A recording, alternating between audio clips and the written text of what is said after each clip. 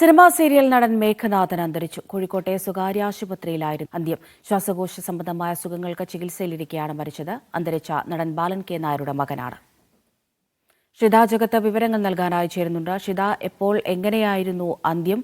സംസ്കാരം സംബന്ധിച്ചുള്ള വിവരങ്ങൾ ലഭ്യമാകുന്നുണ്ടോ? അമൃത, ഈ മാസം 6-ാം തീയതിയാണ് ശ്വാസകോശ സംബന്ധമായ അസുഖത്തെ തുടർന്ന് മേഘനാഥനെ കോഴിക്കോട്ടെ സ്വകാര്യ ആശുപത്രിയിൽ പ്രവേശിപ്പിച്ചത്. അതിനുശേഷം അദ്ദേഹം ചികിത്സയിൽ തന്നെയായിരുന്നു. ഇന്നലെയോട് കൂടുതൽ ഗുരുതരാവസ്ഥയിലേക്ക് നീങ്ങുകയും മുൻ പുലർച്ചെ 2 മണിയോടുകൂടിയാണ് മേഘനാഥന്റെ മരണം സംഭവിക്കുന്നത്.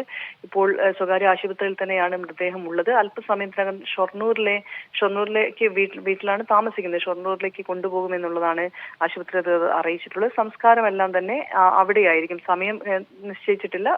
ഷൊർണൂരിൽ സംസ്കാര ചടങ്ങുകൾ നടക്കുമെന്നാണ് അറിയിച്ചിട്ടുള്ളത്. മേഘനാഥൻ പ്രശസ്ത നടൻ ബാലൻ കെ നായരുടെ മകനാണ്. 1983-ലാണ് സിനിമയിലേക്ക് വരുന്നത്. അസ്ത്രം എന്ന് പറഞ്ഞ ചിത്രമായിരുന്നു തുടക്ക ചിത്രം. പിന്നീട് നിരവധി സിനിമകളിൽ അദ്ദേഹം അഭിനയിച്ചു. പഞ്ചാഗ്നി ഉൾപ്പെടെയുള്ള സിനിമകളിൽ അഭിനയിച്ചിരുന്നു.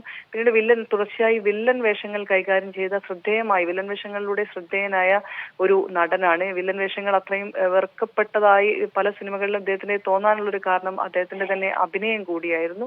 ഈ പുഴയും കടന്ന് തുടങ്ങിയ ചിത്രങ്ങളിലെല്ലാം തന്നെ അത്തരത്തിലുള്ള വില്ലൻ വേഷങ്ങളിൽ വന്ന ഒരു നടൻ കൂടിയാണ്. 50-ലധികം ചിത്രങ്ങളിൽ അഭിനയിക്കുകയും ചെയ്തിട്ടുണ്ട്. ശരി, ഷിത ജഗത്താണ് വിവരങ്ങൾ നൽകിയത്.